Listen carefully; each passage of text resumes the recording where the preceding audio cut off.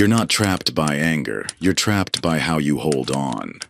The art of letting go reveals how to release and reclaim your peace.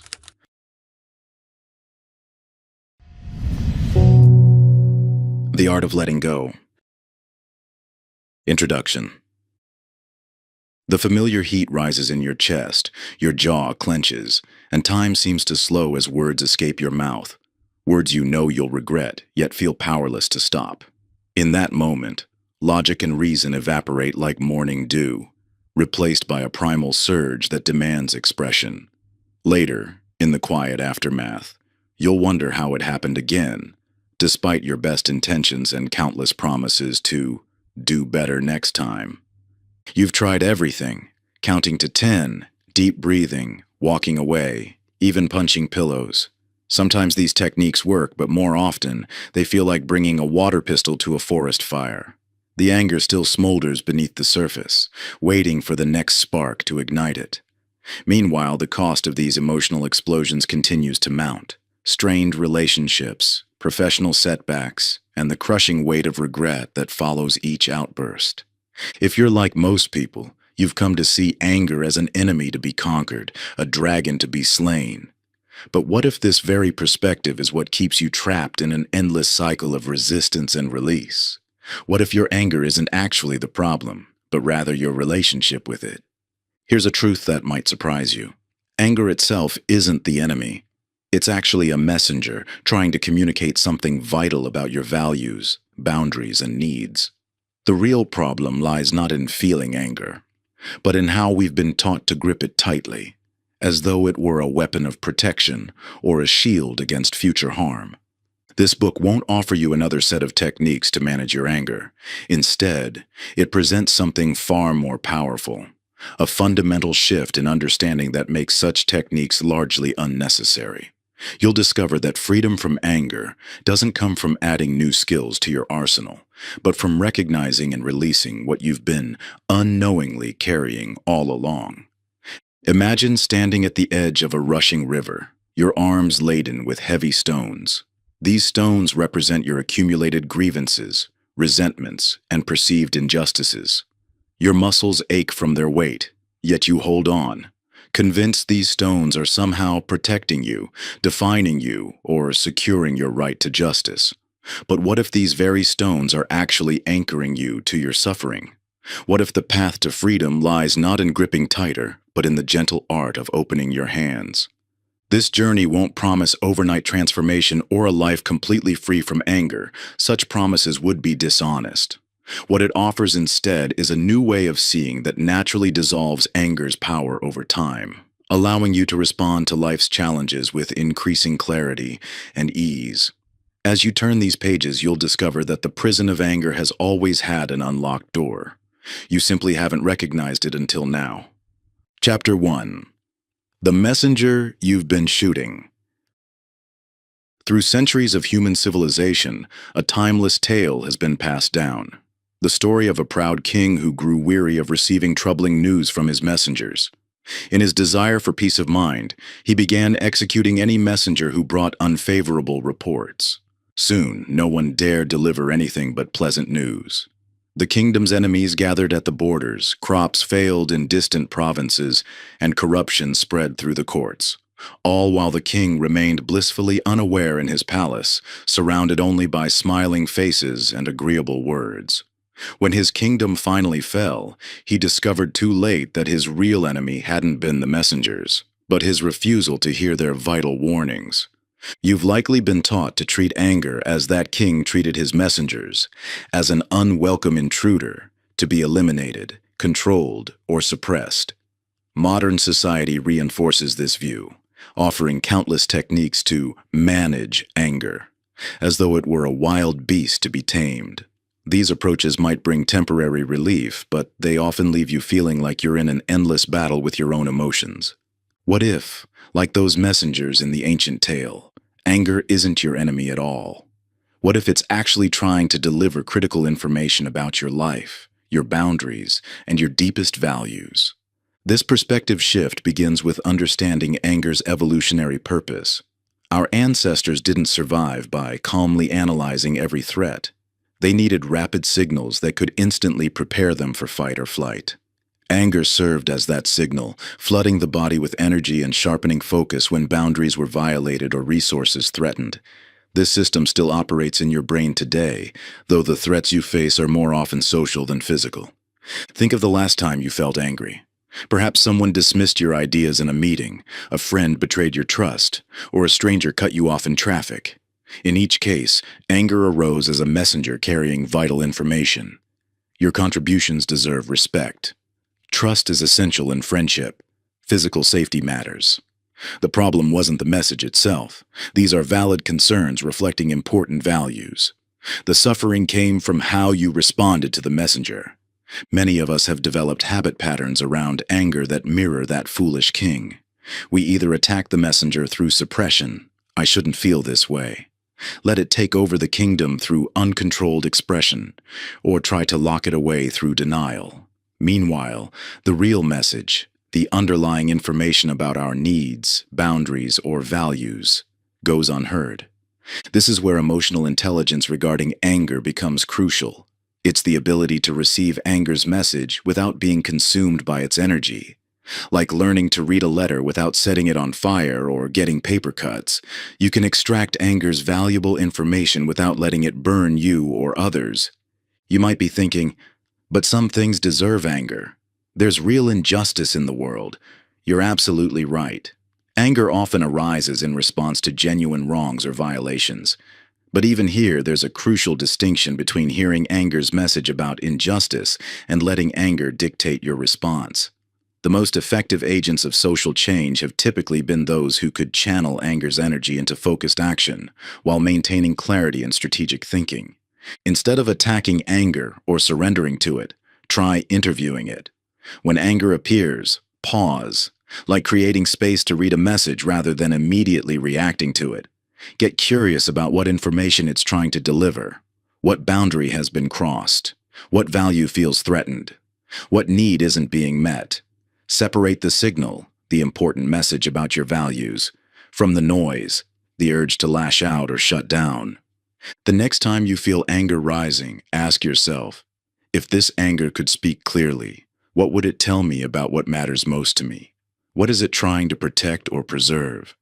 These questions transform anger from an enemy into an informant, offering valuable intelligence about your inner world. You're not interrogating the anger to dismiss it, but rather to understand the deeper truth it carries about your values and boundaries. When you approach your emotions with this kind of curiosity rather than judgment, something remarkable happens. The intensity often begins to shift. The burning urgency that demands immediate action softens into a clearer signal that invites thoughtful response. Your anger becomes less of a reactive force hijacking your behavior and more of a spotlight illuminating what you truly care about in this situation. This simple shift in perspective doesn't diminish your power, it actually enhances it by putting you back in the driver's seat of your emotional experience. Chapter 2. The Invisible Chains. Imagine being in a swimming pool, determined to reach the other side. You push hard against the water, your muscles straining with effort. But something keeps pulling you back. No matter how powerfully you swim, you barely make progress. Eventually, exhausted and frustrated, you discover the truth. There's an anchor chained to your ankle, hidden beneath the surface. All this time, you've been fighting not just the water, but an invisible force dragging you down. This is how expectations operate in your life, particularly in relation to anger. Like that hidden anchor, your expectations about how life should be, how others should behave, how you should feel, create constant resistance against reality. The harder you swim against this resistance, the more exhausted and angry you become. You've likely experienced this countless times. A coworker should have completed their part of the project by now. Your partner should know what you need without you having to explain it. Traffic should move faster. You should be further along in your career. The world should be fair. Notice how each should creates a gap between reality and your mental model of how things ought to be. This gap is where anger thrives. Consider two people stuck in the same traffic jam. The first driver left home expecting clear roads and a quick commute. Each passing minute fills them with increasing rage. This shouldn't be happening. The second driver anticipated potential delays and left early. Same situation, radically different emotional experience. The traffic hasn't changed, only the expectations differed. Your mind constantly generates these expectations, often without your awareness. They form an invisible web of demands that reality must satisfy. People must respect your time. Your efforts must be appreciated. Your plans must work out. Life must be fair. Each must becomes a potential trigger for anger when reality inevitably fails to comply. This isn't about having no standards or accepting mistreatment. Rather, it's about recognizing the difference between healthy preferences and rigid demands. I would like my coworker to be punctual, create space for reality to be different from your preference. My coworker must be punctual sets you up for anger when they're late. The subtlety of expectations makes them particularly challenging to identify. They often disguise themselves as reasonable standards or important values. Of course, you want people to be honest, reliable, and considerate. Of course, you want your efforts to bear fruit. These aren't wrong desires. The problem arises when these preferences harden into demands, when "I would like" transforms into "it must be this way." Pay attention to your language, both internal and external. Words like should, must, have to, and supposed to often signal hidden expectations. Each one represents a potential anchor weighing you down, creating resistance against what is. When you catch yourself using these words, pause. What expectation are you holding? How might this rigid demand be contributing to your anger? Take that traffic scenario again. You might feel justified in your expectation of flowing traffic. After all, you paid your taxes. The roads should be maintained, and traffic should be managed efficiently. But notice how each should adds weight to your anchor, increasing your resistance to what's actually happening. The traffic isn't moving any faster because of your expectations. The only thing changing is your level of suffering. The work isn't about eliminating all expectations. That's neither possible nor desirable. Instead, it's about holding them more lightly. Can you transform rigid demands into flexible preferences? Can you maintain your values and standards while creating space for reality to be different from your mental model? This shift from expectation to preference might seem subtle, but its impact on your anger is profound. When you release the anchor of should, you're free to respond to life as it is, rather than constantly fighting how it ought to be. You begin to navigate reality with more flexibility and less friction. The energy once spent resisting what is happening now becomes available for creative problem-solving and genuine enjoyment. Your mind quiets as you stop arguing with reality, and in that quietness, you discover a resilience that was always there, waiting for you to let go of your rigid demands on life. The world doesn't suddenly conform to your wishes. It never did and never will. But you find yourself surprisingly at peace with that truth. Chapter 3. The Stories We Tell. Imagine sitting in a dimly lit theater, watching the same distressing scene play over and over. The lights never come up, the credits never roll, and somehow you're both the captive audience and the unwitting projectionist. This is how your mind works with anger, continuously replaying and reconstructing events that trigger you, adding layers of meaning and emotion with each showing. When someone cuts you off in traffic, the physical event lasts mere seconds, yet your mind might replay this scene for hours or even days, adding dramatic narratives. That inconsiderate jerk could have killed me. Nobody respects anyone anymore. The world is full of selfish people.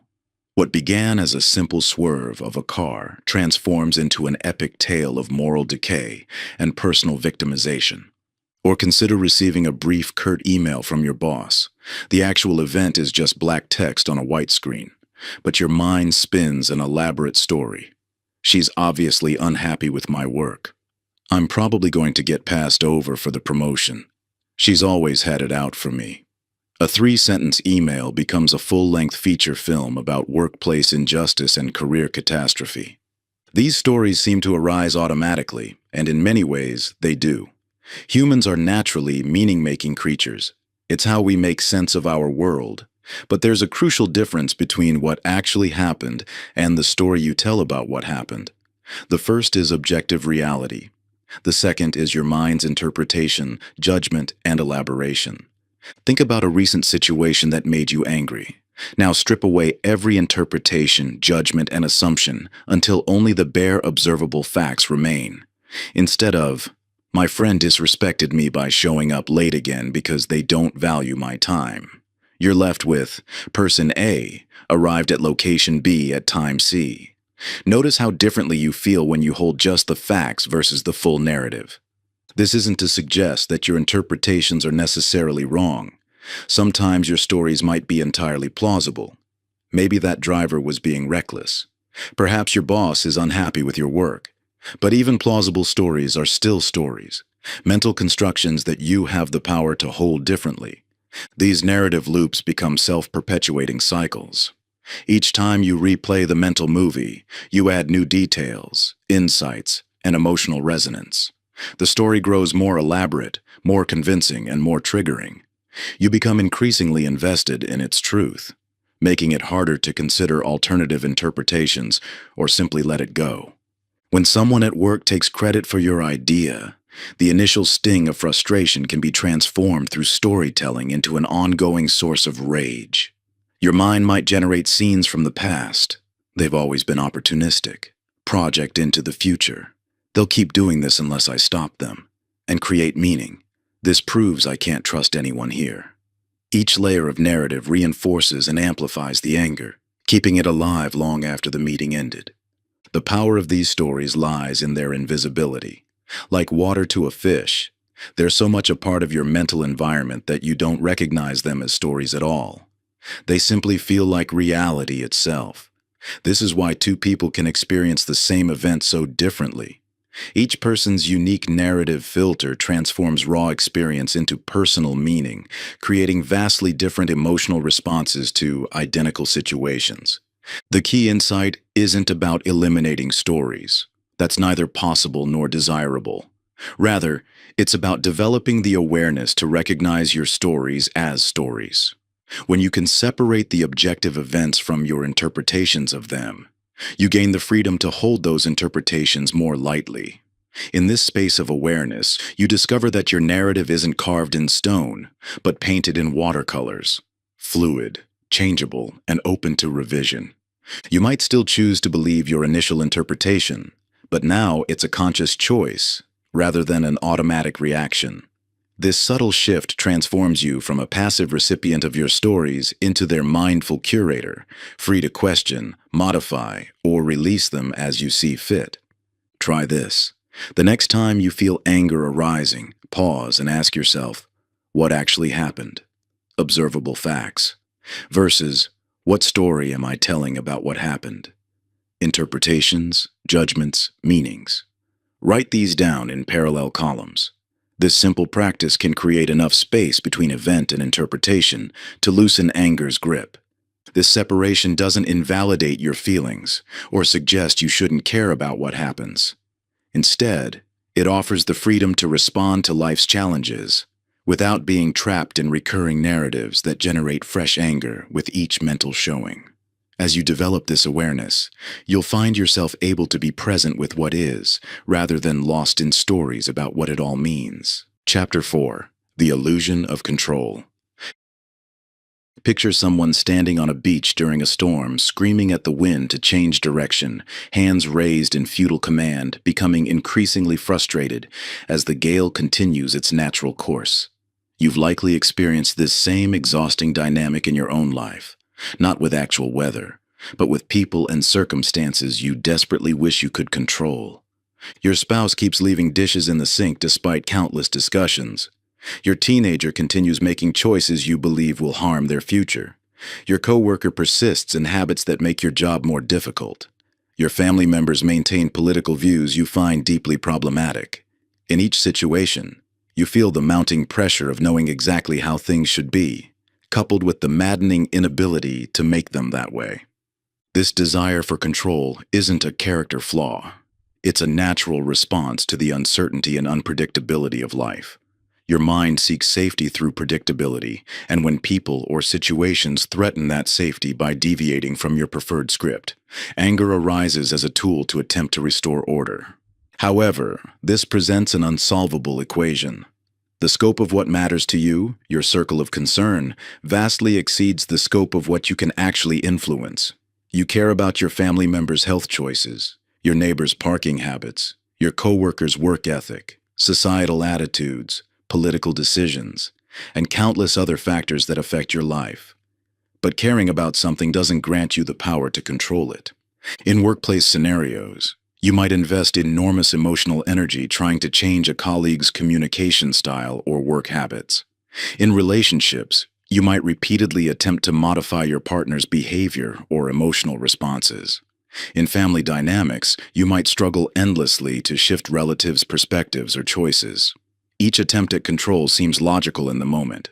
If only they would change, your frustration would end. But notice the paradox. The more energy you expend trying to control what you cannot, the less energy remains for influencing what you can. When you're focused on making your partner be more emotionally expressive, you miss opportunities to improve your own communication. While fixating on changing your colleague's work style, you overlook ways to adapt your approach. In trying to force your teenager to make different choices, you lose chances to strengthen your relationship and model better decision-making. Consider your current triggers for anger. For each situation, ask yourself, what aspects of this can I actually control? You'll likely discover that your influence is far more limited than your concern. You can control your own actions, responses, and choices, but you cannot control others' thoughts, feelings, or behaviors. This isn't about passivity or resignation. Rather, it's about directing your energy where it can actually create change. When you accept the limits of your control, you paradoxically increase your effectiveness within your sphere of influence. Instead of exhausting yourself trying to change the wind, you learn to adjust your sails. Take the common scenario of traffic. You cannot control other drivers' behavior, road construction, or weather conditions, but you can control your departure time, route selection, and most importantly, your response to delays and obstacles. The moment you truly accept what lies beyond your control, you free up energy to master what lies within it. The same principle applies to interpersonal conflicts. You cannot control whether someone respects your boundaries, but you can consistently maintain them. You cannot force someone to value your time, but you can choose how you allocate it. You cannot make someone see your perspective, but you can communicate it clearly and choose your response when they don't. A useful practice is to mentally place in a box everything in a triggering situation that lies beyond your control. This isn't about ignoring these elements, but about acknowledging the futility of trying to directly change them. What remains outside the box becomes an exercise in acceptance. What remains inside becomes your focus for action. This shift from attempting to control external reality to mastering your internal response represents true power. It's the difference between being the person screaming at the wind and the skilled sailor who uses the wind's power by working with it rather than against it. When you release the exhausting struggle to bend circumstances to your will, you discover a deeper strength, the ability to shape your experience through conscious choice rather than reactive resistance. Your energy transforms from a scattered force spent fighting what is into a focused power that flows with life's currents, while maintaining your chosen direction. This is not surrender, but strategic wisdom that recognizes where your true influence lies. Chapter 5. The Identity Trap. Imagine constructing your sense of self atop quicksand. Every attempt to establish solid footing only pulls you deeper into instability. This is what happens when anger becomes intertwined with identity. When "I am angry" transforms from a temporary experience into a core definition of who you believe yourself to be. You might recognize this pattern in thoughts like, "I've always had a short temper," or "I'm just a passionate person. It's who I am." These aren't merely neutral observations. They're self-fulfilling prophecies that shape how you interpret and respond to every trigger in your life. When anger becomes your baseline, your expected response, it stops being something that happens to you and becomes something that defines you. This identity fusion often begins subtly. Perhaps you grew up in an environment where anger was the primary emotional currency, where raised voices and heated responses were the norm. Or maybe anger became your protective shield, the way you learned to establish boundaries or command respect. Over time, these patterns crystallized into fundamental beliefs about who you are. The challenge lies in how identity shapes perception and behavior. When you see yourself as quick-tempered, you unconsciously seek evidence that confirms this self-image. Minor irritations become proof of your natural tendencies. Moments of calm get dismissed as exceptions rather than possibilities. This self-reinforcing cycle makes anger feel inevitable rather than optional. Consider how differently you might respond to triggers if you saw yourself as naturally calm or inherently peaceful. The same situation that currently sparks immediate rage might instead evoke curiosity or compassion. This isn't about denying anger when it arises, but about questioning whether it must be your default response. Your anger may have served important functions in your life. It might have protected you in vulnerable situations, helped you stand up against injustice, or given you the strength to face challenging circumstances. Acknowledging these benefits doesn't mean you must continue defining yourself through anger. Just as a child outgrows training wheels without dismissing their past usefulness, you can honor anger's role in your journey while choosing different ways to meet those same needs. The key insight is that you are not your anger. You are the awareness that experiences anger. This distinction creates space between your essential self and the emotional states that flow through you. Like weather patterns across an unchanging sky, anger can arise and pass without altering who you fundamentally are. Examine how anger might be serving your identity needs. Does it make you feel strong, righteous, protected? Understanding these underlying functions allows you to explore alternative ways to meet these same needs. Strength can come from calm certainty rather than explosive force. Protection can arise from clear boundaries rather than defensive hostility. Righteousness can express itself through composed action rather than angry reaction. Start noticing the self-definitions you hold around anger. When you catch yourself thinking, "That's just how I am," or "I can't help it," pause to question these assumptions. Each moment offers a fresh choice. Your past patterns don't have to dictate your future responses. This isn't about forcefully reconstructing your identity or denying your experiences. Rather, it's about gently expanding your self-concept to include more possibilities. You're not erasing who you've been. You're creating space for who you might become. Think of it as opening a window in a room where anger's heat has long been trapped. You're not demolishing the room. You're allowing fresh air to circulate, creating new possibilities for temperature regulation. Your identity can expand to include both the capacity for anger and the capacity for peace, with conscious choice rather than habitual reaction, determining which manifests in any given moment. As you loosen anger's grip on your identity, you may notice its ripple effects throughout your life, how it has influenced your relationships, career choices, and daily interactions. Understanding these impacts will be crucial as you continue this journey of transformation. You'll start seeing patterns in how anger has shaped your decisions, perhaps driving you away from opportunities or causing you to build walls where bridges could have stood. In moments of reflection, you might recognize how its presence has colored countless small moments. The tone of voice you've used with loved ones, the assumptions you've made about others' intentions, the energy you've spent defending against imagined slights. This awareness isn't meant to burden you with regret, but to illuminate the profound possibilities that await as you create space for new ways of being. Chapter 6. The Ripple Effect. Picture a stone dropping into a still pond. The initial splash may seem localized, but the ripples extend outward in ever-widening circles, touching every part of the water's surface. Your anger operates in much the same way. While you might focus only on the immediate trigger and reaction, its effects radiate outward, touching every aspect of your life in ways you may not fully recognize.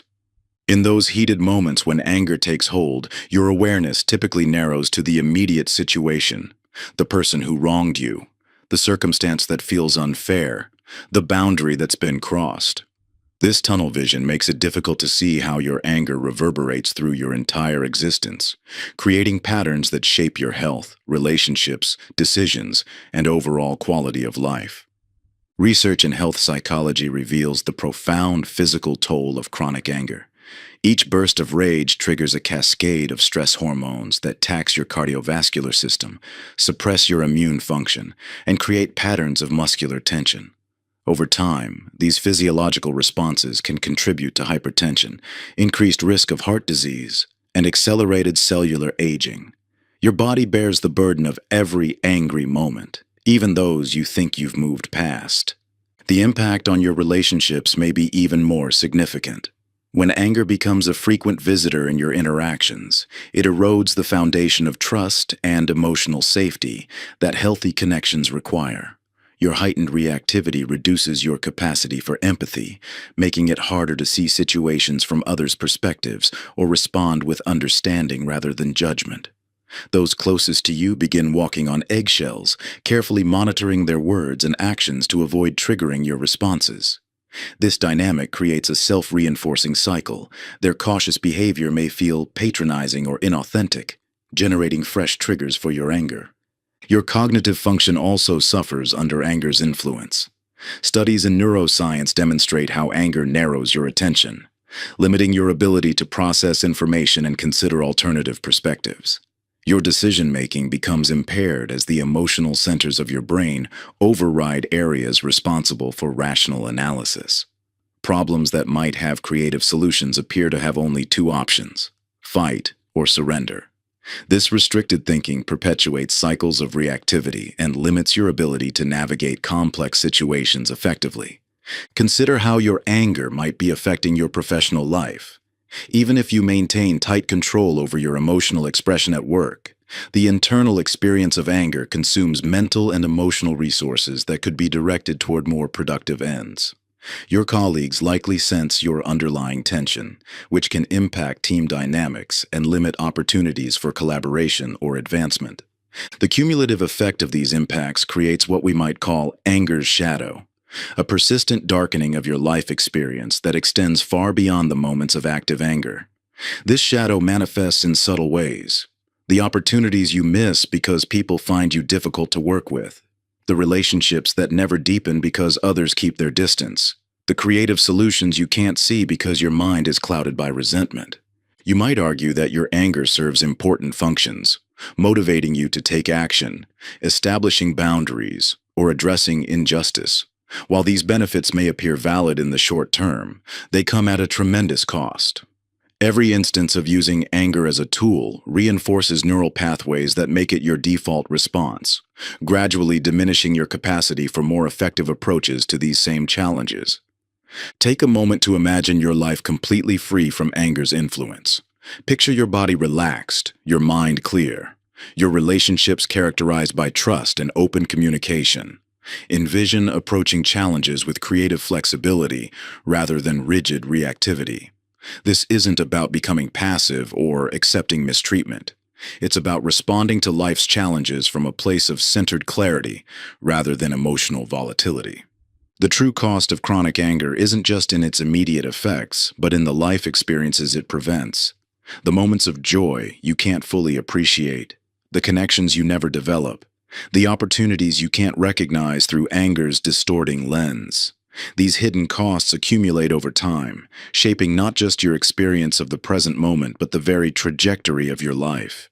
While you focus on defending your position or proving yourself right, countless precious moments slip away unnoticed. That promotion at work, that deepening friendship, that chance to truly connect with your child, all become casualties of anger's consuming presence. Your anger acts like a filter, transforming potentially enriching experiences into threats or affronts, leaving you perpetually poised for battle rather than open to life's possibilities. Each time you choose anger's familiar path, you unconsciously reinforce a way of moving through the world that dims your perception of beauty, dampens your capacity for joy, and distances you from the very connections your heart most deeply desires. Chapter 7. The Open Hand. Imagine holding a handful of sand. When you squeeze it tightly, desperately trying to keep every grain in your grasp, the sand inevitably escapes through your fingers. But when you open your palm and hold it gently, the sand rests peacefully, staying exactly where it is. This simple truth reflects the paradoxical nature of our relationship with anger. You've likely tried various anger management techniques: counting to 10, deep breathing, positive self-talk. While these approaches can provide temporary relief, they often strengthen anger's hold by reinforcing the idea that anger is something you must control. The harder you try to manage it, the more it seems to control you. The fundamental principle of letting go offers a radically different approach. Freedom from anger comes not from doing something to it, but from ceasing to do the things that sustain it. This distinction is crucial. When anger arises, you typically respond in one of two ways: suppression or expression.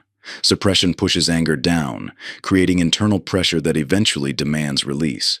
Expression vents anger outward, providing momentary relief, but often creating new problems and reinforcing anger as a go-to response. Both approaches maintain anger's power because they emerge from the same underlying premise, that anger is something you must do something with. But there's a third way: release. Release differs fundamentally from both suppression and expression. It involves opening around anger rather than either fighting or feeding it. Modern psychology aligns with ancient wisdom traditions in recognizing that our usual responses to anger involve various forms of mental, emotional, and physical gripping. This tension manifests as tightness in your body, rigid thinking patterns, and emotional resistance. Letting go begins with recognizing these patterns of tension and allowing them to soften. The process involves a profound paradox. Letting go requires both intention and non-effort. It's a deliberate choice to stop struggling, to cease the internal war with your experience. This isn't passive resignation, but an active surrender of the struggle that perpetuates anger's cycle. Experience this directly. Notice any tension in your body right now. First, try to force yourself to relax. Feel how this creates subtle resistance, a kind of pushing against your experience. Now, simply allow the tension to be there, giving it permission to release in its own time. Notice the difference between these approaches. The first creates more subtle tension. The second allows natural relaxation to occur. You might resist this approach, fearing that letting go means becoming passive or vulnerable. This concern is natural but misplaced. True letting go doesn't leave you defenseless, quite the opposite. By releasing the internal struggle with anger, you free up enormous energy and attention. This creates space for more effective responses to challenging situations. The gripping patterns that sustain anger often operate automatically, below conscious awareness. They might manifest as muscle tension, held breath, fixated thoughts, or emotional constriction. These patterns form a kind of internal architecture that keeps anger in place. Letting go begins with bringing gentle awareness to these patterns without trying to change them.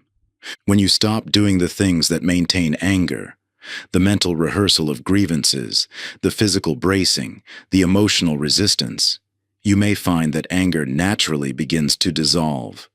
This isn't because you've conquered it or achieved some special state. Rather, you've simply stopped feeding the processes that keep it alive. The open hand becomes both a physical gesture and a metaphor for this new relationship with anger. Instead of meeting anger with clenched fists of resistance or control, you learn to hold it with an open palm, neither pushing it away nor grasping at it. This fundamental shift in approach transforms your entire experience of anger. You begin to notice how different your body feels when you consciously unclench, shoulders dropping, breath deepening, jaw relaxing. The open hand represents a willingness to be present with what is, without the exhausting effort of fighting against reality. When anger arrives, you no longer treat it as an enemy to be vanquished or a problem to be solved. You simply acknowledge its presence, allow it to deliver its message, and watch as it naturally moves through you rather than becoming stuck. This isn't passive resignation, it's active, conscious allowing that paradoxically gives you more genuine power than all your previous attempts at control ever did. Chapter 8: The Space Between. Between every trigger and reaction lies a space, small at first, perhaps just the width of a single breath. But within it exists the seed of your freedom, like a martial artist who finds their greatest power not in the strike, but in the balanced pause before movement. Your ability to create space between stimulus and response holds the key to transforming your relationship with anger. You've likely experienced anger as an automatic response, feeling as though the emotion hijacks your system before you have any say in the matter. That car cuts you off in traffic, and instantly your heart races, hands clench the wheel, thoughts spiral into narratives of injustice. The reaction feels inevitable, as though there's no choice in how you respond. But here's what actually happens. Every external trigger passes through your nervous system before becoming a reaction. Your amygdala, the brain's threat detection center, processes potential dangers in milliseconds, preparing your body for fight or flight. Without awareness, this biological response can bypass your prefrontal cortex, the center of higher reasoning and choice.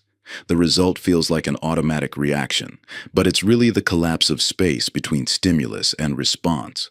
Viktor Frankl, after surviving the concentration camps of World War II, came to a profound realization that speaks directly to this experience. Between stimulus and response, there is a space. In that space is our power to choose our response. In our response lies our growth and our freedom.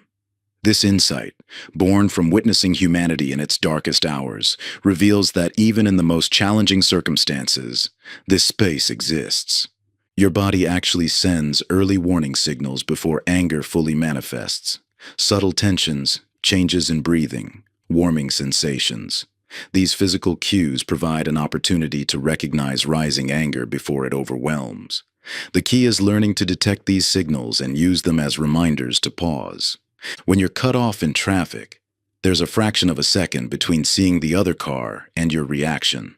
When you receive a disrespectful email, there's a moment between reading the words and feeling the surge of anger. When someone speaks to you dismissively, there's a space between hearing their tone and your response. These moments, these choice points, contain the potential for different outcomes. The neuroscience supports this understanding. While the amygdala responds rapidly to perceived threats, the prefrontal cortex requires slightly more time to engage. By intentionally creating space through pausing, you allow your higher brain functions to come online, accessing your capacity for reasoned response rather than pure reaction. You might resist this idea, thinking it impossible to pause when anger strikes quickly and intensely. This is natural. The pause can feel vulnerable, like letting your guard down. But creating this space doesn't mean becoming passive or denying your experience. Instead, it means developing the capacity to hold your experience with awareness before acting from it. The practice begins simply. When you notice anger's early signals, take one conscious breath. This isn't about calming down or changing your state. It's about creating the minimal space needed for choice to enter the equation. This single breath becomes your anchor to the present moment, interrupting the automatic chain of reaction. With practice, you'll start noticing more choice points throughout your day, those brief moments where you can insert space before reacting. Each time you catch yourself and take that conscious breath, you strengthen your capacity to access this space. It's like building a muscle, gradually developing strength through consistent small efforts. This skill compounds over time.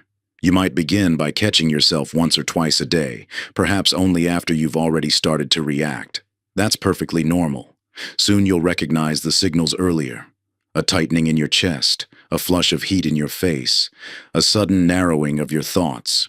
These physical messengers arrive before your mind constructs its story of offense or injustice. The beauty of this approach is its simplicity. You don't need special techniques or perfect circumstances, just your awareness and that single breath. Even in your busiest moments, most heated arguments, or deepest frustrations, this tiny space remains available to you. And within that space lives your freedom to choose a response aligned with who you truly want to be, rather than being hijacked by the automatic reactions of your past conditioning. The space you create through pausing becomes a sanctuary of freedom. Within it, you find the power to choose responses aligned with your values rather than your conditioning. This isn't about controlling anger, but about creating conditions where wisdom can emerge naturally. That single conscious breath opens a doorway to possibilities that remain invisible when you're caught in reaction. In this sanctuary, you're no longer at the mercy of old patterns or automatic responses. You stand at a crossroads where multiple paths appear before you, not just the well-worn trail of habitual reaction. The beauty of this space is that it doesn't require elaborate techniques or perfect circumstances. It exists at any moment you choose to claim it, waiting to reveal options you couldn't see before. Chapter 9. The Witness Perspective. Picture yourself in the midst of a powerful storm. When you're caught in it, the wind and rain consume your entire experience. Your vision is limited to what's directly in front of you, and the intensity of the elements makes it impossible to think clearly or move with purpose. This is what it's like to be fully identified with anger, consumed by its force, limited in perspective and reactive rather than responsive. Now imagine viewing that same storm from a mountaintop shelter. You can see its full scope, where it begins and ends, how it moves across the landscape. While you still experience the storm's presence, you're no longer at its mercy. You have context, perspective, and the ability to respond with wisdom rather than reaction. This is what becomes possible when you develop the capacity to witness your anger rather than being consumed by it. You're likely familiar with being overtaken by anger, those moments when the emotion seems to hijack your entire being. Your heart races, your muscles tense, your thoughts narrow to a laser focus on whatever has triggered you. In these moments, you don't have anger. You are anger. Every cell in your body seems to vibrate with its energy, and it feels impossible to imagine any other way of being. But there's a profound truth about consciousness that can transform your relationship with anger. You are not your thoughts, emotions, or bodily sensations. You are the awareness in which these experiences arise. Just as a movie screen remains unchanged by the images projected upon it, your fundamental awareness remains untouched by the emotions passing through it. This isn't abstract philosophy. It's a practical reality you can verify through your own experience. Right now, you're aware of reading these words. You're aware of any emotions present in your body. You're aware of thoughts moving through your mind. This awareness itself, this knowing presence, is what you fundamentally are. Everything else, including anger, is something you experience rather than something you are.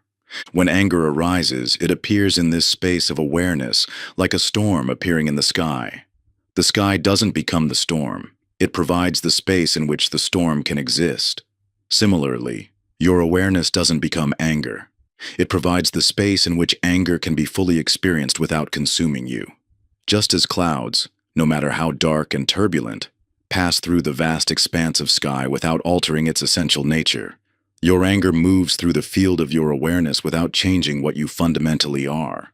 Even in your most intense moments of rage, there remains this boundless space of consciousness that holds the experience while remaining untouched by it. This truth offers profound freedom. You're no longer at the mercy of anger because you recognize yourself as the unchanging awareness in which anger temporarily appears. This capacity to witness your experience rather than being completely identified with it is already present within you. Every time you've noticed yourself being angry, rather than just being lost in anger, you've touched this witnessing awareness. The key is developing this natural capacity, so it becomes more readily available, especially in challenging moments. Your brain's architecture supports this shift in perspective. While the limbic system generates emotional responses, the prefrontal cortex enables meta-awareness, the ability to observe your own mental and emotional processes. By intentionally engaging this capacity for self-reflection, you strengthen neural networks that support witnessed experience rather than pure reactivity. You might resist this approach, fearing that stepping back from anger means disconnecting from your authentic experience or becoming emotionally numb. But true witnessing actually allows for deeper engagement with emotions, because you can fully feel them without being overwhelmed by them. When you're no longer identified with anger as me or mine, you can explore it with genuine curiosity rather than resistance or attachment. The witnessing perspective reveals anger's impermanent nature. Like all emotional states, anger naturally arises and passes away when we don't grasp at it or push it away. From the witness perspective, you can observe this process directly, how anger emerges, intensifies, and eventually dissolves, all within the unchanging space of awareness. The key is learning to recognize anger as a temporary experience rather than a core identity. Instead of saying, "I am angry," which creates complete identification with the emotion, You can notice anger is present, or I'm experiencing anger. This subtle shift in language reflects and reinforces a profound shift in perspective, from being anger to having awareness of anger. As you develop this witnessing capacity, you'll discover that awareness itself is inherently peaceful. Even when strong emotions move through it, the observing presence remains undisturbed, like the deep ocean remaining calm despite surface waves. This doesn't mean you won't feel anger, but you'll experience it while remaining grounded in something more fundamental than any temporary emotional state. Chapter 10. The Inquiry Practice. When you examine the architecture of anger, you'll find that beneath every emotional reaction lies a foundation of thoughts and beliefs, interpretations you've accepted as reality without questioning their validity. These thoughts seem to arise spontaneously in response to triggers, feeling so true and solid that questioning them might appear pointless. Yet it's precisely these unexamined beliefs that keep anger's cycle spinning. Consider how your mind responds when someone cuts you off in traffic. In an instant, thoughts arise. They're completely inconsiderate. They did that on purpose. People have no respect anymore. These interpretations feel like direct perceptions of reality, rather than what they actually are. Stories your mind generates to make sense of a neutral event. The key to freedom lies not in changing these thoughts or replacing them with more positive ones, but in questioning their absolute truth. When you look closely at any anger-triggering thought, you'll discover that it contains elements of assumption, projection, and generalization that go far beyond the observable facts. This isn't about invalidating your perceptions or denying genuine infractions. Rather, it's about recognizing that between any event and your emotional response lies an interpretive layer that often goes unnoticed. By bringing awareness to this layer, you create space for new possibilities. A simple yet profound form of inquiry can illuminate the constructed nature of angry thoughts. Start by identifying a specific thought that fuels your anger and ask yourself, can I absolutely know this is true? This question isn't about whether something seems true or feels true, but whether you can know it with absolute certainty. For instance, when someone doesn't respond to your message, the thought, they're ignoring me, might arise. But can you absolutely know this? Could they be dealing with an emergency? Could they be overwhelmed with other responsibilities? Could they have simply not seen the message yet? The moment you find even one alternative possibility, the original thought loses its claim to absolute truth. The next question deepens the inquiry. What happens when I believe this thought?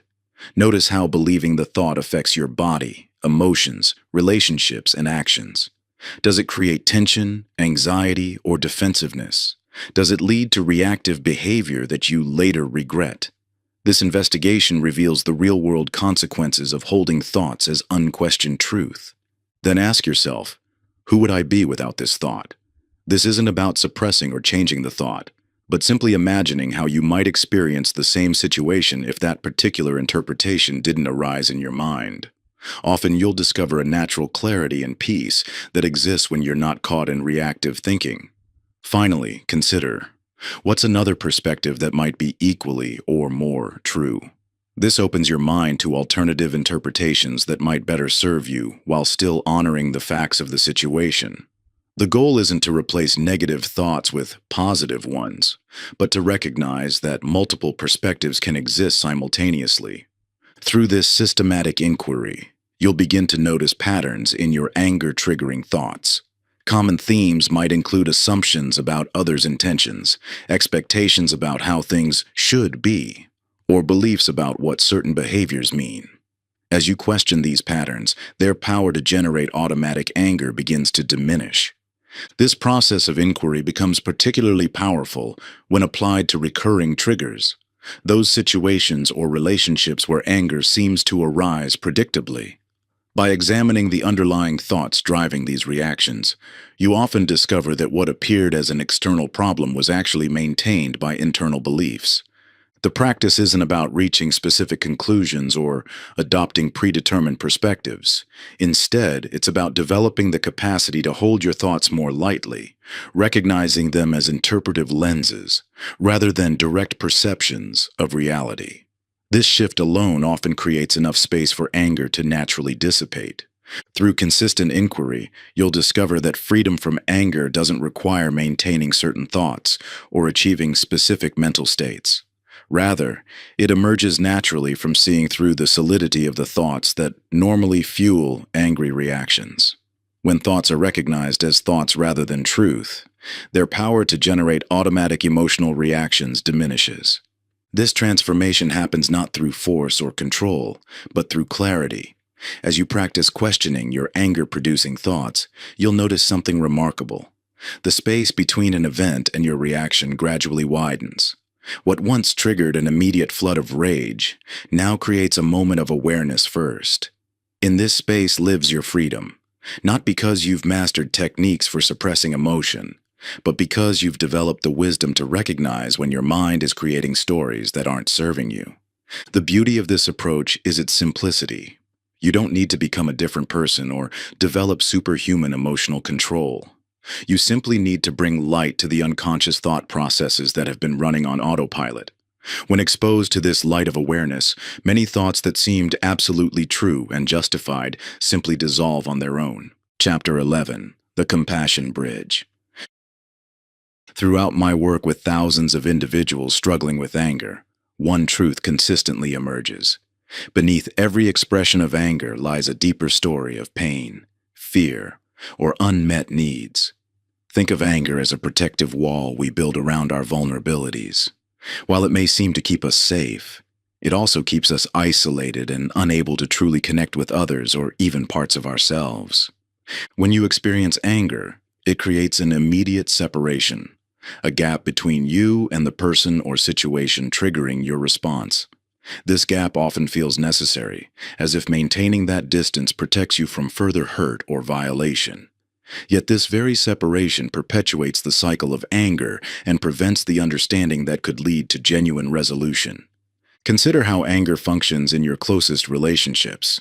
When your partner forgets an important date, your child repeatedly ignores your requests, or a friend cancels plans at the last minute, anger arises as a natural response to feeling disregarded or disrespected. The mind quickly generates a story about their inconsideration or lack of care, and this narrative fuels defensive reactions that widen the emotional distance. But what happens when you pause to look beneath the surface of these triggering behaviors? Every action, no matter how frustrating, emerges from someone's attempt to meet their own needs or manage their own struggles. This doesn't excuse harmful behavior or negate the need for boundaries. Rather, it offers a perspective that can release you from the grip of reactive anger. Understanding this truth transforms how you relate to both others and yourself. When someone cuts you off in traffic, instead of assuming intentional disrespect, you might recognize they could be rushing to an emergency, distracted by personal crisis, or simply unaware of their impact. While their behavior may still require correction, your response can come from clarity rather than rage. This shift toward understanding becomes particularly powerful when applied to yourself. How often do you berate yourself for feeling angry, treating your own emotional responses as character flaws rather than natural human reactions? This self-judgment creates an internal war that only generates more anger. True freedom comes from extending the same understanding to yourself that you're learning to offer others. Research in neuroscience confirms that practicing compassion, both for others and ourselves, actually changes how our brains process anger triggers. When you regularly engage in perspective-taking and recognition of common humanity, the neural pathways associated with anger become less reactive, while those linked to emotional regulation strengthen. The practice of extending understanding begins with recognizing the universal human needs we all share. Whether expressed skillfully or destructively, all behavior stems from attempts to meet basic needs for safety, connection, respect, and meaning. This recognition doesn't require you to approve of harmful actions. It simply allows you to see the human being beneath the behavior. When you encounter someone whose actions trigger your anger, pause to consider, what might this person be struggling with? What fears or unmet needs could be driving their behavior? This isn't about making excuses, but about seeing the fuller picture that enables more effective responses. Similarly, when anger arises within you, practice turning toward it with curiosity rather than condemnation. What deeper message might this emotion be carrying? What values or needs feel threatened? This self-understanding creates space for responding rather than reacting. The real transformation occurs when you can hold both your own experience and others' humanity simultaneously. This balanced perspective allows you to maintain appropriate boundaries while releasing the extra suffering that comes from judgment and resentment. Remember that understanding doesn't mean absolving responsibility or accepting mistreatment. You can comprehend the factors influencing someone's behavior while still taking necessary steps to protect yourself or address the situation. Often coming from a place of understanding actually enables more effective action than reactions fueled by unexamined anger. Your capacity for understanding grows with practice. Start with smaller triggers and gradually extend to more challenging situations.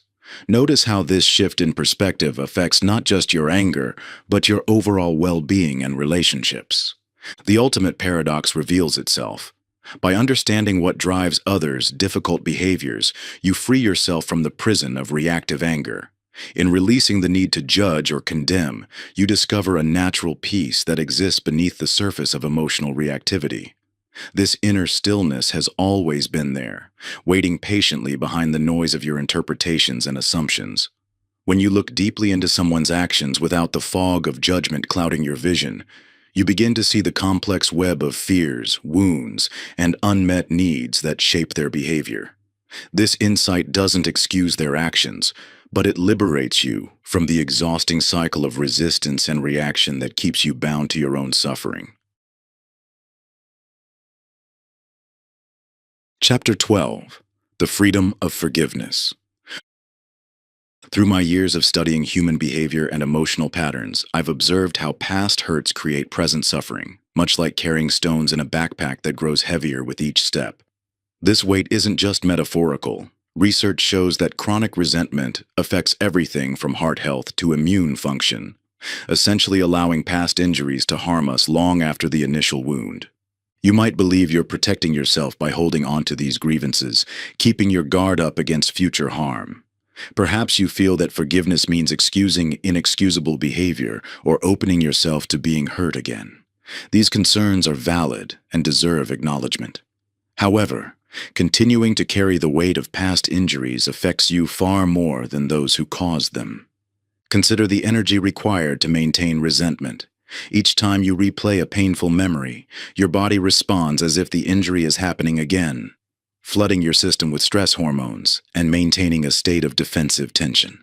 This biological response made sense when humans needed to remember and avoid genuine threats to survival. But in modern life, it often perpetuates unnecessary suffering. The path to freedom requires understanding what forgiveness truly is and isn't. Forgiveness doesn't mean forgetting what happened or pretending it didn't hurt. It doesn't require reconciliation with those who harmed you or putting yourself in position to be hurt again.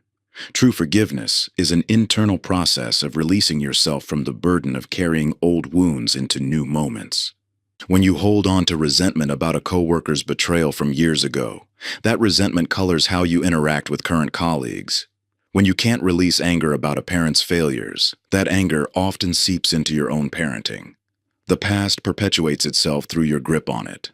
The weight of unforgiveness manifests in subtle ways: tension in your shoulders when certain names are mentioned, a knot in your stomach when you pass certain places, the mental energy spent rehearsing what you wish you'd said. These physical and psychological patterns keep you bound to old stories, preventing full engagement with present opportunities. Significant betrayals or deep wounds often require a process, rather than a single act of forgiveness. This process begins with acknowledging the full impact of what happened, not to reinforce the story, but to honor your experience. Just as physical wounds need cleaning before they can heal, emotional wounds need recognition before they can be released. The key insight is that forgiveness doesn't happen to make peace with the past. It happens to create peace in the present. Every moment spent reliving old hurts is a moment stolen from your current life. Every ounce of energy invested in maintaining resentment is energy unavailable for creating what you want now. Studies in neuroscience reveal that practicing forgiveness actually changes brain structure, reducing activity in areas associated with stress and strengthening regions linked to empathy and emotional regulation. This demonstrates that forgiveness is not just an emotional or philosophical choice. It's a physiological path to liberation. When you resist forgiveness, examine what that resistance protects. Often, holding on to anger feels like maintaining a form of justice or ensuring you never forget important lessons. But you can retain the wisdom gained from experience without carrying the emotional burden. Just as you can remember a broken bone without still feeling the pain, you can remember a betrayal without reliving the hurt. The process of releasing past hurts begins with a simple but profound shift, turning your focus from what others did to you toward what you continue doing to yourself by maintaining resentment. This shift transforms you from victim of past events to author of your present experience. Genuine forgiveness emerges not from moral obligation, but from the natural recognition that carrying these burdens no longer serves you. Just as you would eventually release your grip on a hot coal, regardless of who threw it at you, you can choose to release resentment because holding it hurts you most. This release often happens in layers. You might think you've forgiven something only to find another level of resentment beneath the surface. Each layer you release creates more space for presence and peace in your current life. The process itself becomes an act of reclaiming your power from past events. Remember that forgiveness doesn't require restoration of trust or resumption of a relationship. Some people will remain unsafe or inappropriate for close connection. Forgiveness is about your internal landscape rather than external relationships. You can release the emotional charge while maintaining wise boundaries. Chapter 13. The Wisdom of Boundaries. Picture a thriving garden protected by a well-designed fence that keeps out destructive forces while allowing in sunlight, rain, and beneficial insects. This fence doesn't isolate the garden. It creates the conditions for it to flourish. Your personal boundaries work in exactly the same way, yet many struggle with setting and maintaining them, fearing they'll appear selfish or damage their relationships. You've likely experienced how poor boundaries lead to resentment and anger. When you consistently override your own limits to please others, take on responsibilities that aren't yours, or allow people to treat you disrespectfully, you create perfect conditions for anger to flourish. This anger often emerges as a delayed response to numerous boundary violations, making it seem disproportionate to the triggering incident. Understanding boundaries requires recognizing three distinct patterns: rigid walls that isolate you from genuine connection, permeable boundaries that protect while allowing authentic relationships to flourish, and boundary violations that generate legitimate anger signals. These patterns manifest differently across various life domains, from intimate relationships to professional interactions to casual social encounters. In professional settings, poor boundaries might look like accepting additional work when you're already overwhelmed, failing to communicate your needs clearly, or allowing colleagues to interrupt your focus time. In personal relationships, boundary issues often appear as difficulties saying no, tolerating disrespectful behavior, or sacrificing your own well-being to maintain harmony. Boundary intelligence involves knowing when, how, and with whom to set different types of limits based on relationship context and personal needs. This discernment develops through paying attention to your internal signals, those subtle feelings of discomfort or resentment that indicate when your boundaries are being crossed. Imagine your personal space surrounded by a luminous, flexible boundary that you control. This boundary isn't rigid or impenetrable, it's responsive and intelligent. It can become firmer when you need protection, and more permeable when safety allows for greater intimacy. This living boundary responds to your needs while respecting others' autonomy. You might resist setting clear boundaries out of fear of rejection, conflict, or appearing difficult. Perhaps you've learned to associate boundaries with selfishness, or have seen relationships damaged by rigid limitations. However, clear boundaries actually foster healthier relationships by preventing the accumulation of resentment that comes from chronic boundary violations. The areas where you experience recurring anger often point directly to boundary issues needing attention. When you find yourself repeatedly angry with certain people or in particular situations, it's usually a sign that you need to establish or reinforce appropriate limits.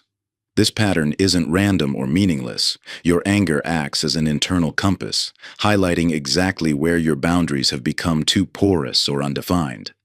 That familiar surge of frustration when someone interrupts your work, dismisses your feelings, or makes demands on your time without consideration. These are all signals that your personal limits are being crossed.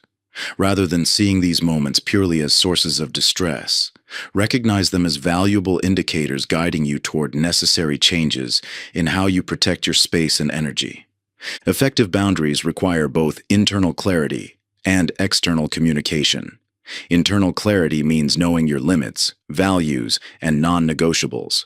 External communication involves expressing these limits clearly and directly without anger or apology. This might sound like, "I'm not available for extra projects right now," or "I need advance notice before social plans." By establishing appropriate boundaries, you create space for genuine peace rather than temporary harmony maintained through self-betrayal. These limits allow you to release the defensive anger that poor boundaries necessitate, transforming your relationships and your relationship with anger itself.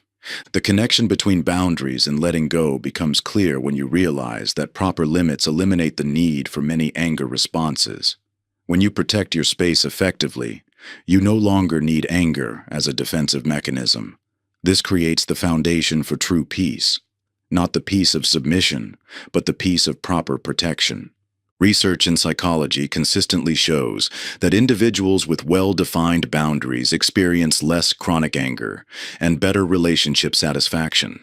These findings confirm what you may intuitively sense, that creating appropriate space for yourself and others leads to more authentic connections and fewer triggers for anger. Remember that boundary setting is a skill developed through practice. Each time you honor your limits or communicate them clearly, you strengthen your boundary intelligence. This growing wisdom helps you navigate relationships with greater ease while reducing the conditions that typically generate anger. You wouldn't expect to master a musical instrument overnight, and the same patience applies to developing healthy boundaries. At first, you might feel uncomfortable or even guilty when protecting your space, but this discomfort fades as you witness the positive effects rippling through your life. Notice how relationships transform when you no longer rely on anger as your primary protector.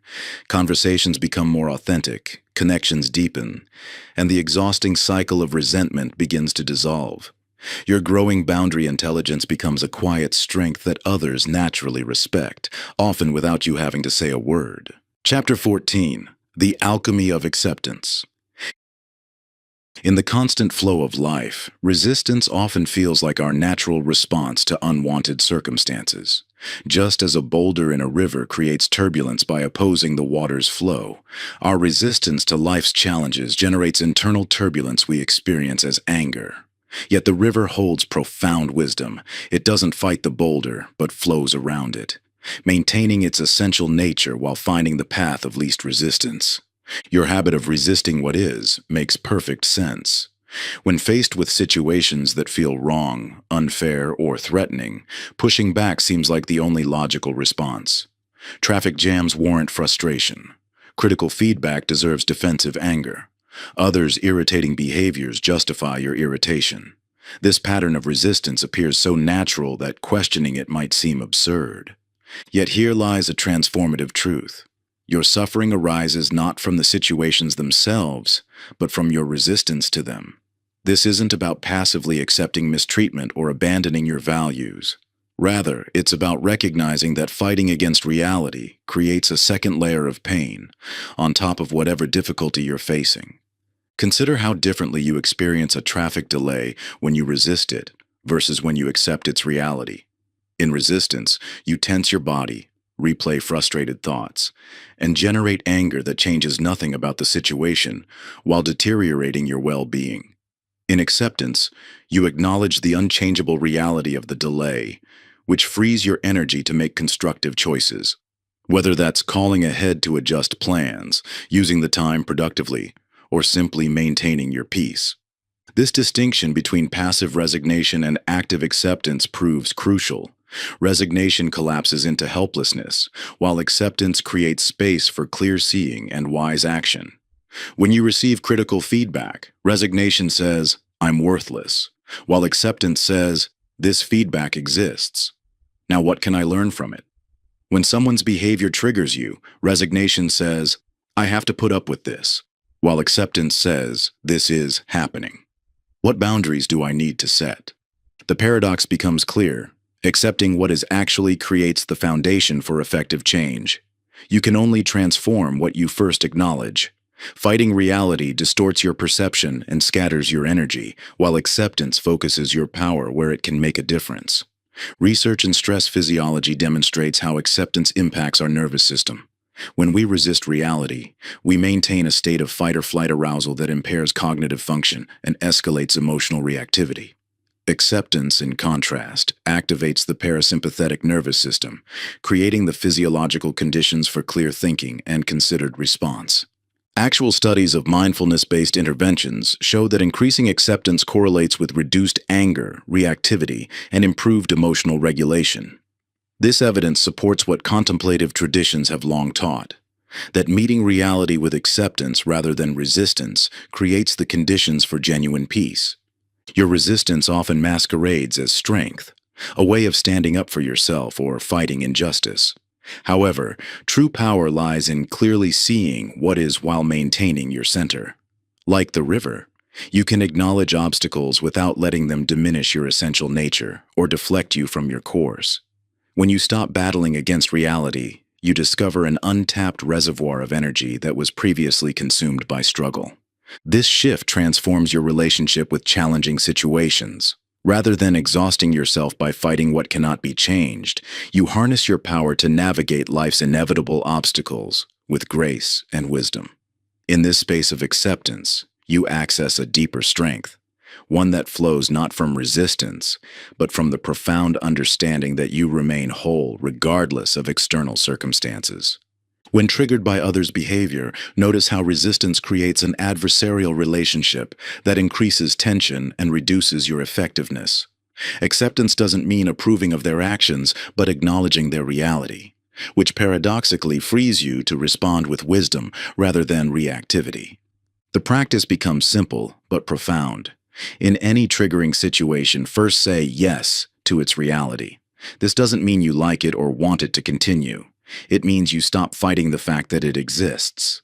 From this ground of acceptance, you can then discern what aspects you can influence and what aspects require letting go.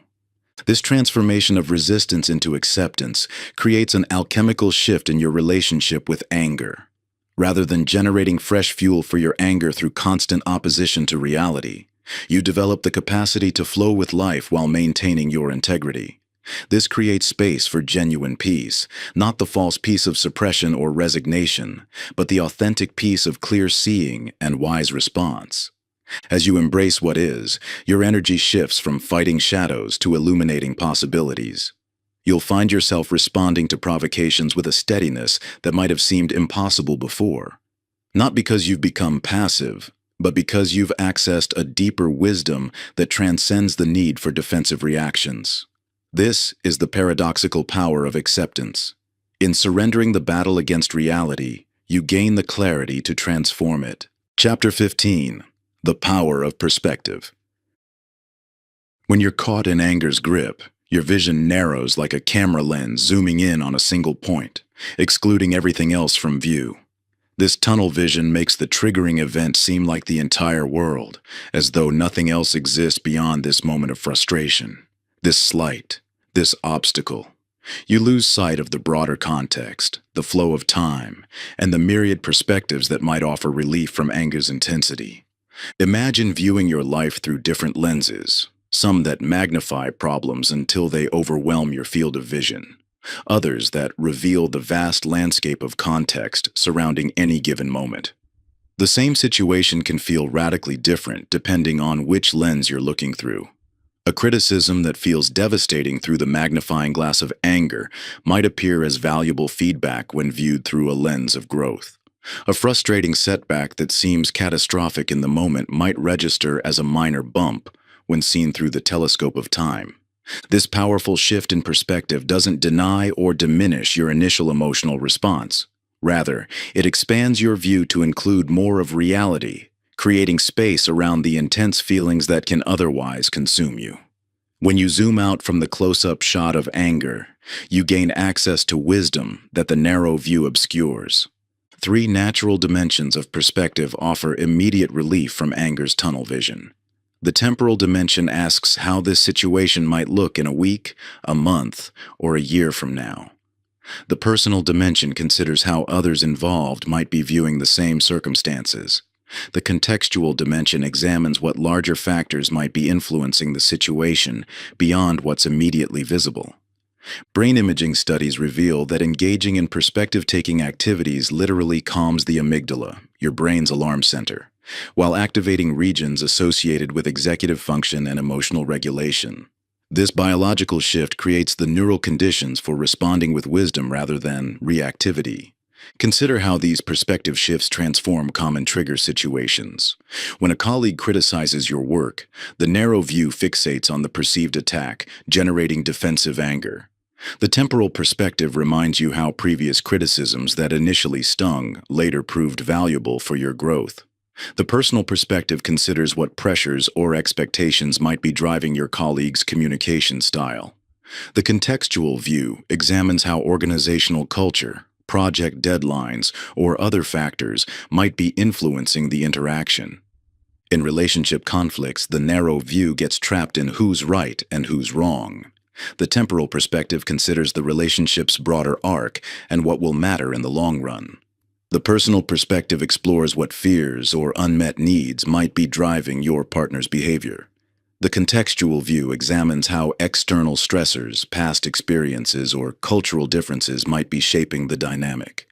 When facing frustrating setbacks, the narrow view sees only the immediate obstacle. The temporal perspective recalls how previous setbacks often led to unexpected opportunities. The personal perspective considers how others have navigated similar challenges. The contextual view examines how this setback fits into your larger life journey. This capacity for broader perspective becomes particularly powerful during heated moments. Simply asking yourself, "How will I view this situation a month from now?"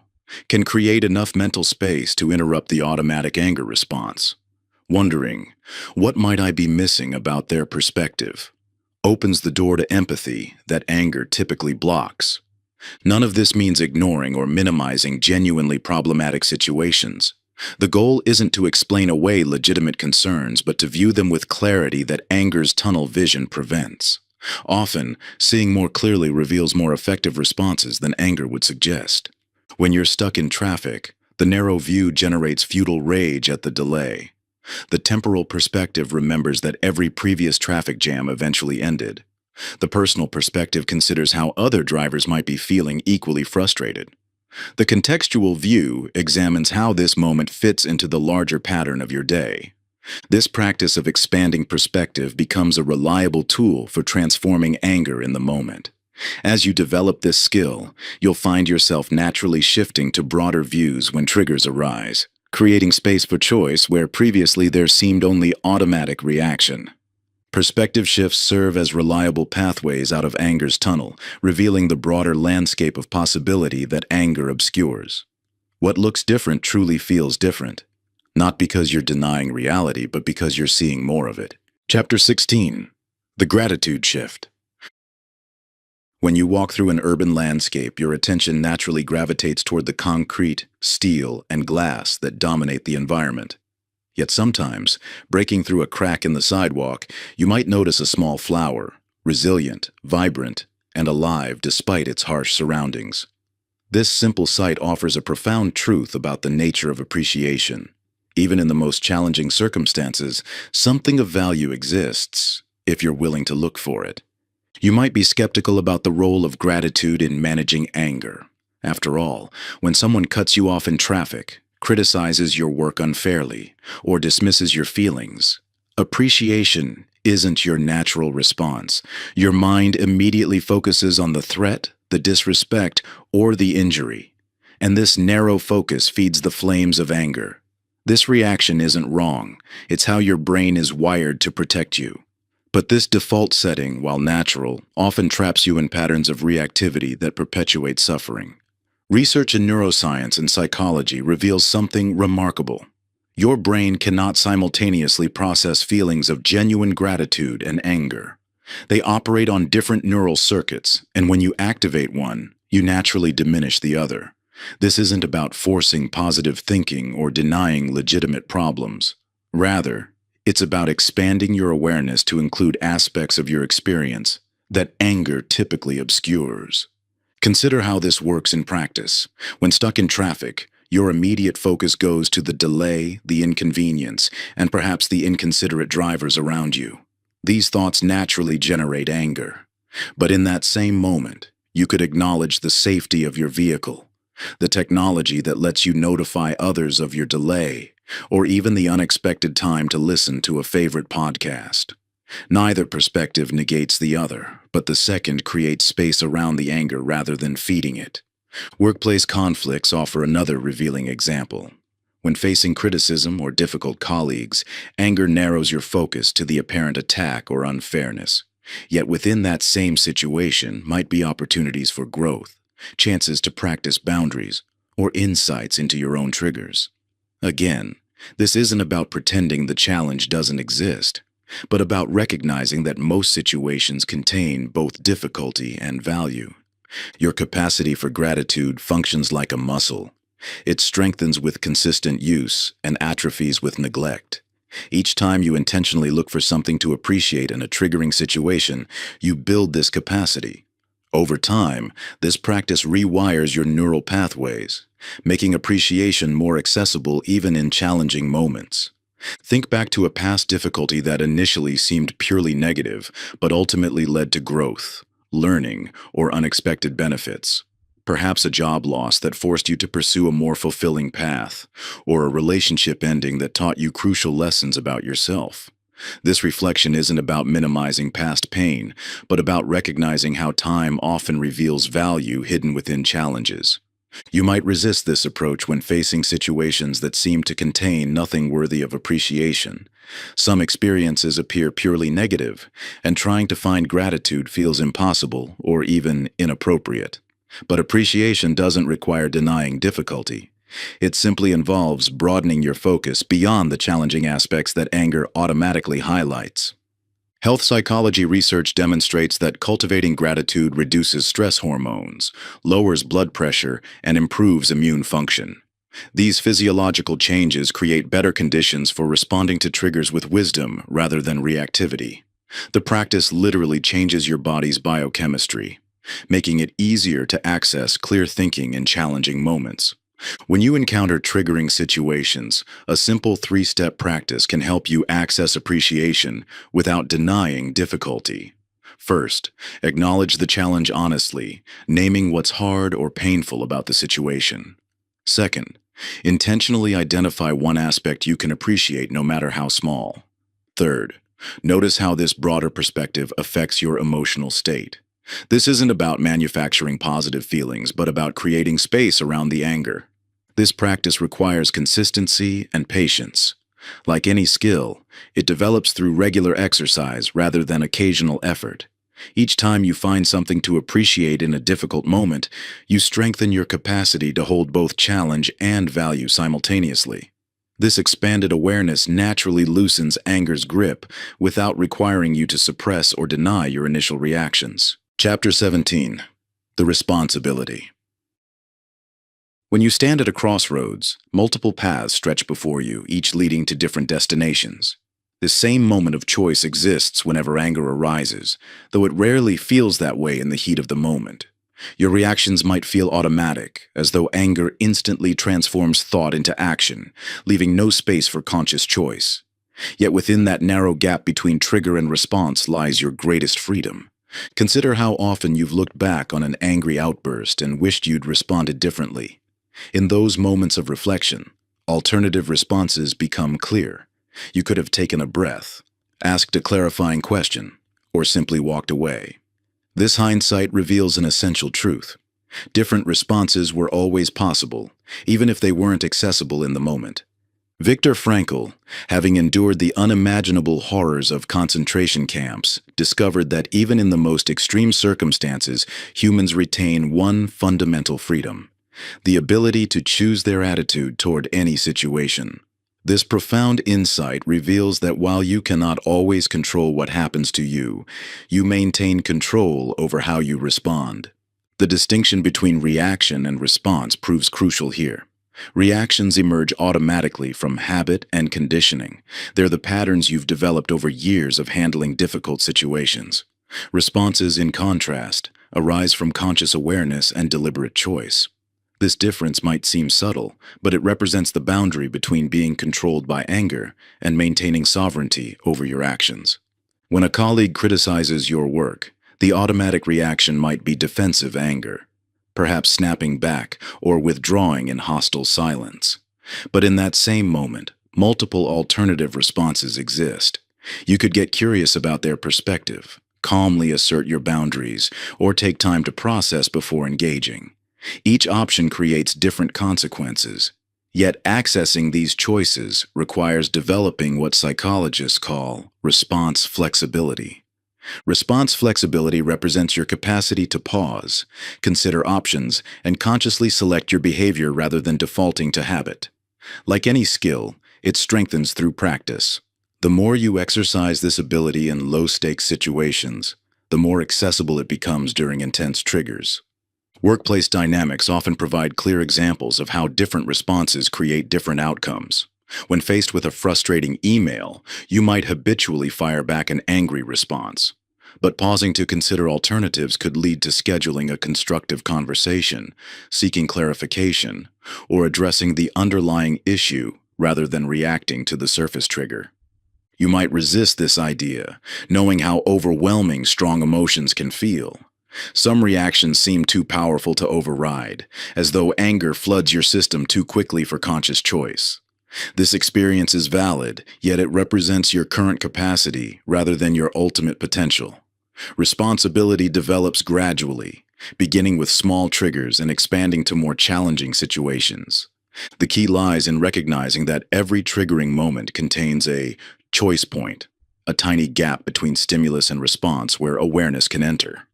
This gap might initially feel microscopic, but it expands through consistent practice. Each time you catch yourself before reacting, you strengthen your ability to access this space of choice. Research in neuroplasticity shows that this capacity for conscious response literally rewires your brain over time. Each deliberate choice reinforces neural pathways that support response flexibility, making it progressively easier to access alternatives in triggering moments. Your habitual reactions developed for valid reasons. They served as protection, helped establish boundaries, or expressed important needs. Acknowledging their past utility creates self-compassion, while recognizing that you can now develop more effective responses. This isn't about judging your reactions, but about expanding your behavioral repertoire. Development of response flexibility begins with awareness of your typical reaction patterns. Notice what types of situations consistently trigger automatic responses. Observe the physical sensations, thoughts, and emotions that arise. This awareness itself creates space for choice, even before considering alternative responses. The pause practice offers a simple but powerful tool for accessing the choice point in daily life. When you notice a trigger arising, intentionally pause. Take one conscious breath. This brief moment interrupts the automatic reaction sequence and creates space for conscious choice. Even if you ultimately choose the same response, it becomes a choice rather than an inevitability. True freedom emerges not from controlling external circumstances, but from choosing your way of being with them.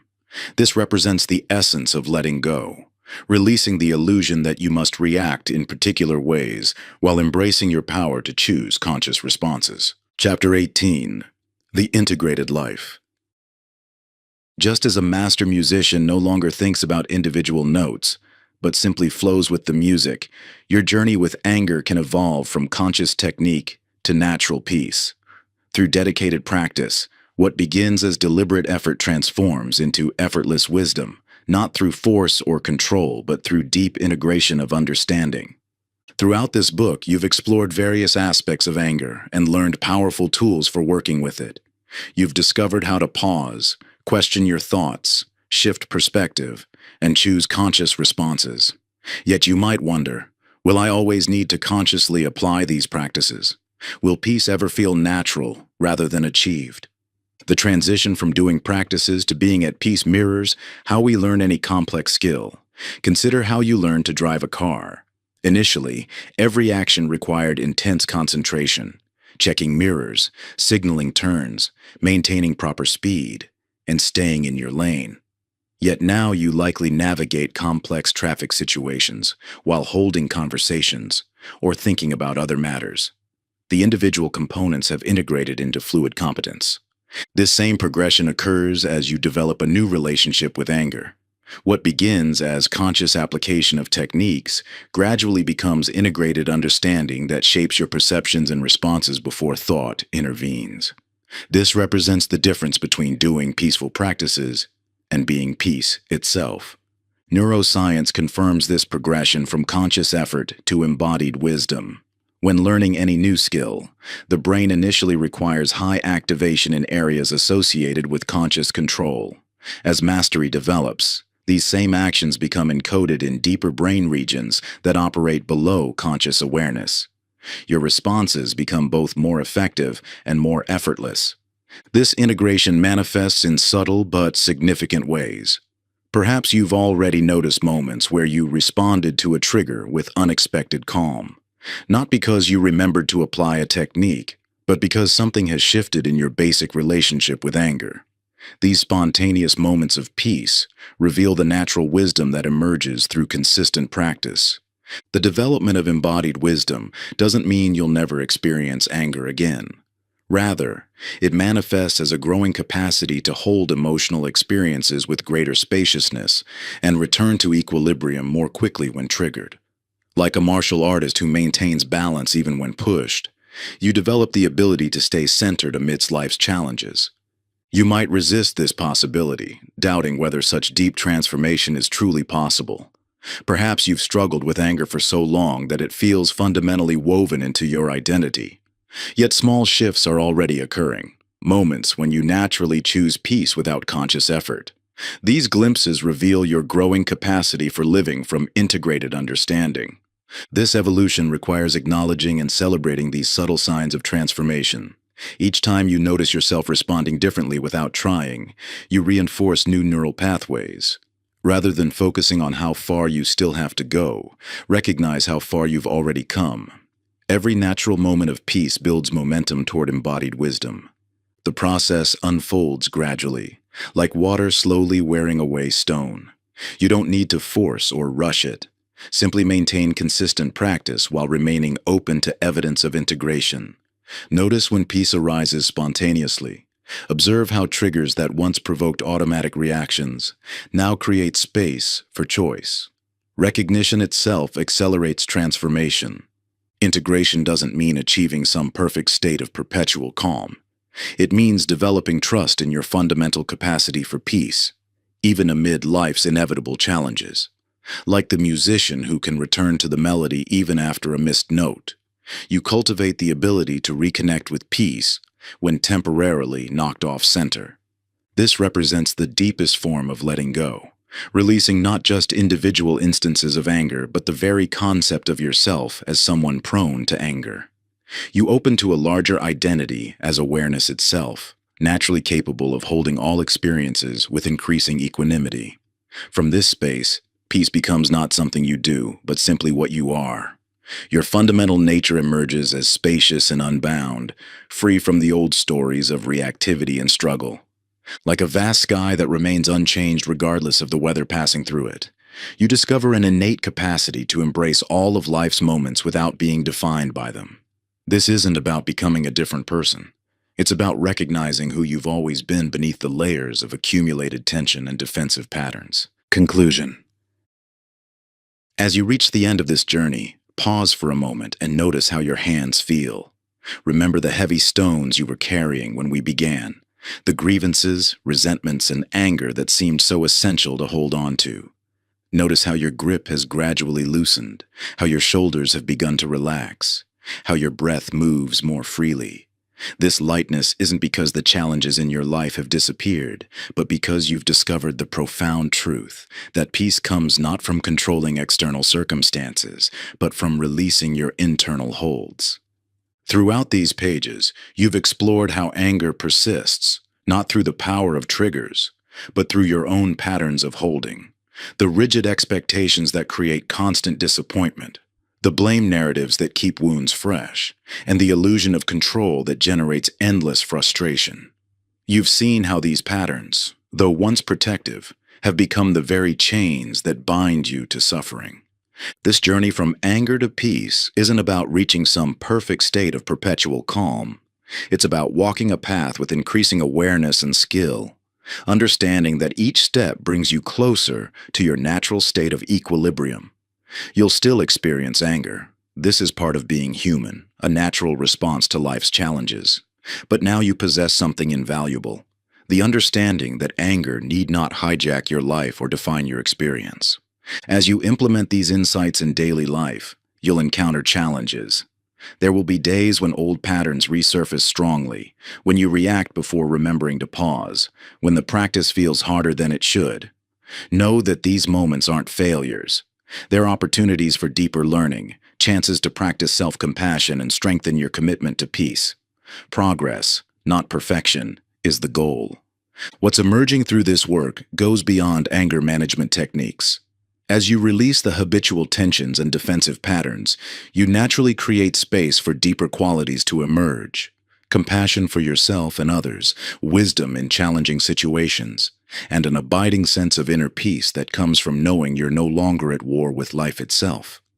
The practices you've learned, creating space between trigger and response, questioning thoughts that fuel anger, shifting to broader perspectives, and choosing conscious responses, aren't separate techniques to remember and apply. They're aspects of a unified approach to living, different facets of the same jewel of awareness. With consistent practice, these once conscious efforts become integrated into who you are, requiring less deliberate application over time. Each moment offers a fresh opportunity to choose peace over anger. This choice becomes increasingly natural, not because anger disappears from your life, but because your relationship with it has fundamentally transformed. You no longer see it as an enemy to battle, but as a messenger to hear and release. The power that once seemed to reside in external triggers returns to where it always belonged, in your own hands, in your capacity to respond rather than react. You carry within you an innate capacity for peace that no external circumstance can disturb. This truth has always been present, though perhaps hidden beneath layers of protective patterns and habitual reactions. As you continue this journey, remember that you're not becoming something different. You're allowing your natural wisdom and equilibrium to emerge more fully. The path ahead remains yours to walk, but you no longer walk it alone. You carry with you the insights and understanding that can transform any moment of anger into an opportunity for deeper peace. Trust in this process. Trust in your capacity to change, and most importantly, trust in the peace that is your natural state. Let your hands open fully now, releasing the last traces of those heavy stones you once carried. Feel the freedom that comes with empty hands, not empty of purpose or power, but empty of the burdens that kept you bound to suffering. This is your birthright, to live in peace, to respond with wisdom, and to meet each moment with an open heart and steady presence.